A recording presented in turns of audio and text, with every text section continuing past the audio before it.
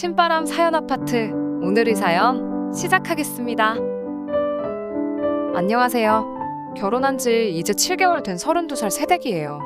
한참 좋을 시기에 시어머님과 이런 문제로 부딪히게 될 줄은 상상도 못했네요.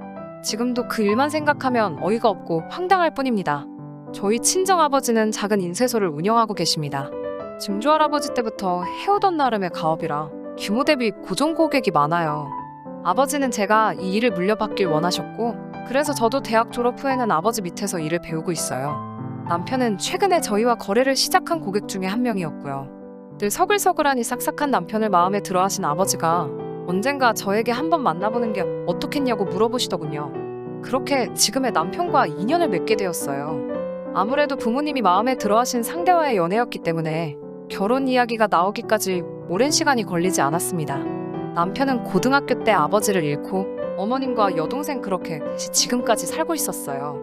좋은 대학에 갈 만큼 성적도 좋았지만 경제적 여건상 바로 취업 전선에 뛰어들었대요. 게다가 어머님은 예전부터 몸이 약해서 일을 하지 못하셨고, 여동생 역시 어린 나이였기 때문에 남편이 실질적 가장의 역할을 도맡아 했다고 해요. 설거지, 배달 등 틈나는 시간마다 악착같이 일한 남편은 1억이라는 돈을 모아 작은 문구 사업을 시작했고, 그 이후에 저를 만난 거죠. 어린 나이부터 산전수전을 다 겪어서인지 남편은 현실적이며 논리적인 사람이었어요. 가족에게는 그런 현실이나 논리는 다른 세상의 이야기였어요. 저는 그게 다 가족을 너무 사랑해서 그런 거라고 좋은 점이라고 생각했는데, 지금 생각해보면 철없고 바보 같은 생각이었지요. 남편은 어머니와 여동생에 관한 이야기를 할 때면 항상 입버릇처럼 하나밖에 없는 이라는 표현을 썼어요. 하나밖에 없는 어머니가 이게 필요하다고 하시는데, 하나밖에 없는 여동생이 이걸 하고 싶어 하는데 라는 식이었어요. 제가 세상에 둘인 사람이 어딨냐고 농담처럼 핀잔을 주저 정색을 하며 자기는 부족함 없이 커서 이런 가족애를 이해하지 못할 거라고 말하더군요. 그때도 제 눈에는 콩깍지가 씌인 상태였기 때문에 그 말에 기분이 나쁘지 않았어요. 오히려 내가 너무 생각이 짧았나라고 반성했어요. 사실 생각해보면 남편 말이 틀렸지요. 저희 부모님도 1년 내내 인쇄소에 살다시피 하시면서 저를 키우셨으니까요. 저 또한 열심히 공부해서 장학금 받아가며 살아왔고요. 그런데 그런 저희 가족의 삶을 남편은 자기만큼 치열하지 않았다는 식으로 쉽게 치부해버린 거잖아요. 그런데 바보같이 한마디 받아치지도 못하고 미안하다고 사과를 했다니까요.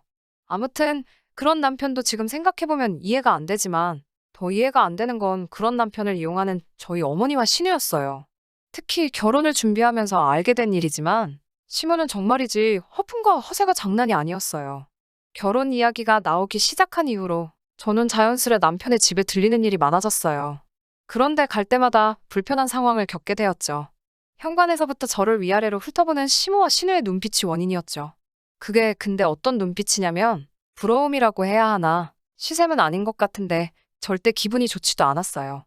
그러면서 오늘은 저번하고 가방이 다르네, 오늘은 귀걸이가 바뀌었네 등의 칭찬 같지 않은 말을 하더라고요.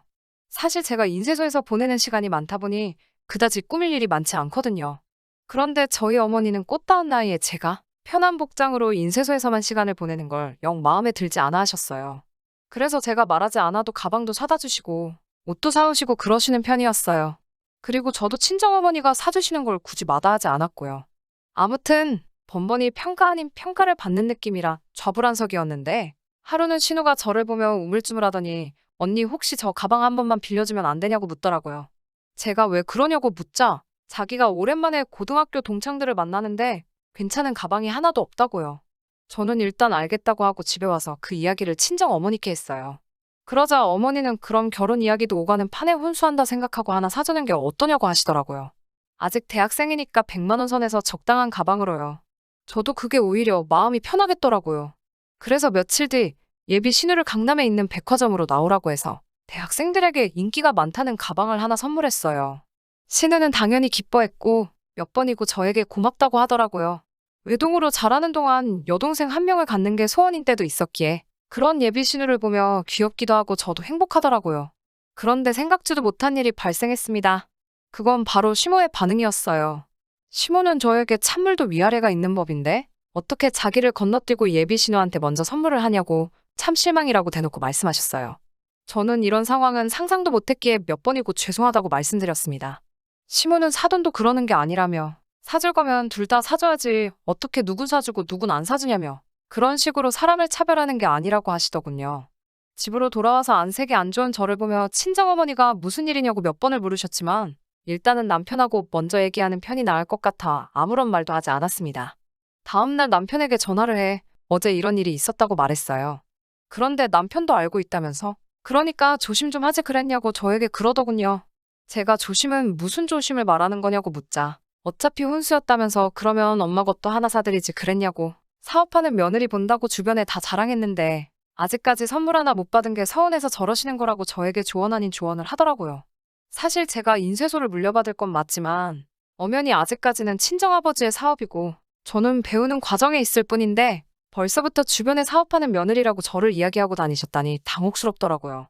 그래도 그때만 해도 남편과 결혼 이야기가 진지하게 오갈 때였고 이런 일로 파혼을 하는 건 상상도 하지 못했기 때문에 남편의 말대로 어머님에게도 가방을 비롯해 이런저런 선물을 몇 가지 해드리는 걸로 상황을 수습했습니다. 그리고 얼마 뒤 상견례 자리를 가졌어요. 어머님은 상견례 자리에서 저희 부모님께 사업하시는 양반들이시니 사업이 얼마나 어려운지 이해하실 거라 믿는다는 말로 운을 띄우셨어요. 어머님은 우리 아들이 이제 막 사업을 시작했지만 원체 머리가 좋고 수완이 좋은 애라서 앞으로 10년이면 이 나라 문구 사업은 다 집어삼킬 거라며 장황한 이야기를 하셨어요. 제 배우자가 될 사람에 대한 이야기인데도 제 얼굴이 다 화끈거리고 부끄럽더라고요. 고슴도치도 쥐 새끼는 예쁘다고 어머님 눈에 아들이 얼마나 장하고 멋지겠어요. 그래서인지 저희 부모님도 연신 맞습니다. 아무렴요 라고 맞장구 쳐주고 계셨고요. 그러더니 어머님께서는 집은 어떻게 하실 거냐고 저희 부모님께 물으시더군요. 사실 남편이 가진 돈이 다 사업에 묶여있는 걸 이미 알고 있었기 때문에 저희 친정에서 작은 전세집을 해주기로 하신 상태였어요. 그래서 저희 아버지가 동대문 쪽에 작은 아파트를 전세로 구했다고 하시자 시어머니는 대뜸 살림살이는요? 라고 또 물으시는 거예요. 그러자 신우가 어머님 옆구리를 쿡 찌르더군요. 아무튼 이런 우여곡절이 있었지만 끝내 저희는 결혼을 했습니다. 시어머니께서 본인의 친구분들 식장에 오시기 편해야 한다고 해서 어머님이 원하시는 동네와 시간에 맞춰서 식도 올렸어요. 결국 참다 저희 어머니가 한마디 하시더라고요. 도대체 우리 딸이 뭐가 그렇게 아쉬워서 이렇게까지 다 맞춰줘가면서 식을 올려야 하냐고요. 사실 저도 스스로 그런 생각이 드는 찰나였거든요.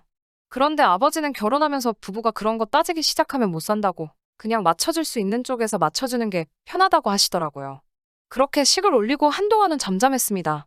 오라가라 말씀도 많으셨고 그때마다 여전히 품평회 아닌 품평회가 계속되었지만 저도 어느 정도 익숙해졌기 때문에 크게 의미를 두진 않았고요.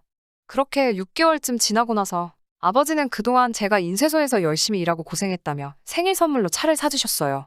사실 슬슬 아이도 가져야겠다 생각하는 찰나였기 때문에 차가 있으면 좋을 것 같다고 생각했던 참이라 감사했죠.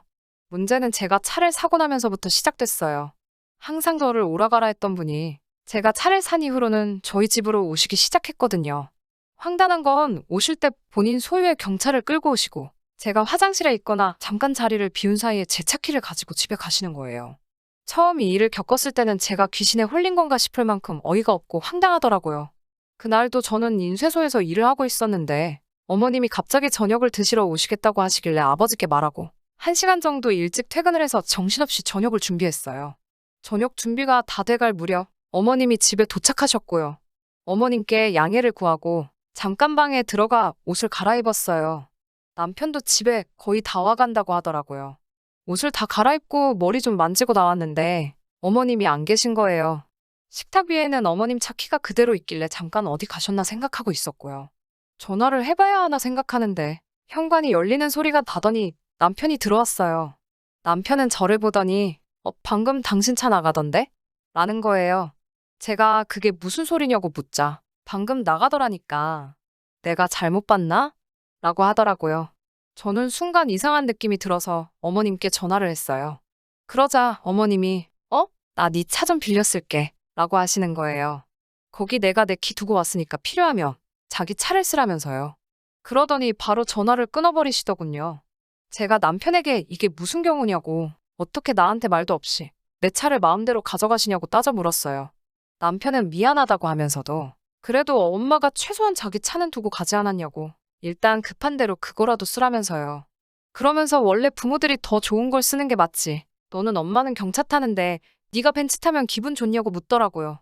제가 우리 아빠가 열심히 일해서 나 타라고 사준 차 내가 타는데 기분이 왜 안 좋냐고 당신이 그렇게 어머님 경차 타는 게 속상하면 당신이 사드리면 되지. 왜 내 차를 들먹이냐고 저도 지지 않고 따져 물었습니다. 그러자 남편은 너는 정말 며느리도 딸이라는데 효심이라곤 찾아볼 수가 없다며 정말 서운하다고 오히려 저를 나쁜 사람으로 몰아가더라고요. 사실 남편이 저에게 진심으로 사과했다면 평소처럼 그냥 어떻게든 이해하려고 하고 넘어갔을 거예요. 제가 차를 매일 써야 하는 사람도 아니고 어머님이 얼마나 타보고 싶으셨으면 그랬을까 하고 어떻게든 스스로 합리화시켜서 참았을 거예요. 그런데 남편이 오히려 적반하장도 유분수지 저를 되먹지 못한 사람으로 만들어버리니까 꼭지가 돌아버릴 것 같았습니다. 저는 남편에게 당장 내 차 안 찾아오면 절도로 신고하겠다고 으름장을 놨습니다. 사실 이때만 해도 말 그대로 으름장이었지. 어떻게 시모를 신고를 해요? 그런데 남편이 저를 보며 이죽거리더니 가족끼리는 원래 법적으로 처벌 안 받는다며 넌 그것도 모르냐고 비아냥거리더군요. 저는 당신이랑 나 아직 혼인신고 안 했거든이라며 받아쳤습니다. 남편은 너 진짜 선 넘는다면서 저를 향해 손바닥을 들어 올렸습니다. 그런데 그때 저희 집 현관이 열리더니 거기에는 저희 아버지가 서 계셨어요. 제가 급하게 퇴근하느라 지갑을 인쇄소에 두고 왔는데 그걸 발견하신 아버지가 가져다 주러 오신 거였죠. 아버지는 밖에서 저희 대화를 듣다가 큰일 나겠다 싶어서 들어오신 거고요. 이제까지 단 한 번도 남편이나 시모의 행동에 크게 동요한 적 없으시던 분인데 아버지는 단호한 목소리로 저에게 경찰을 부르라고 했어요. 그러자 남편도 그제서야 일이 보통이 아니라는 걸 깨달았는지 장인어른 오해하지 마시고 들어보시라며 구구절절 상황을 설명하더군요. 아버지는 남편이 떠드는 소리는 듣지도 않으시고 당장 사돈에게 차갑고 경찰서로 오시라 하라며 제 손을 잡아 끌고 나오셨어요. 그리고 경찰서로 향하는 아버지 차 안에서 우리 부녀는 한마디도 하지 않았습니다. 하지만 저는 아버지의 슬픔과 분노를 느낄 수 있었어요. 저 또한 이런 모습을 보여주게 된 자신에게 화도 죄송하고 허탈한 마음이었고요. 경찰서에 도착한 저희는 조서를 작성하기 시작했어요. 그리고 30분쯤 지났을 무렵 허겁지겁 시모랑 남편이 들어오는 게 보이더군요.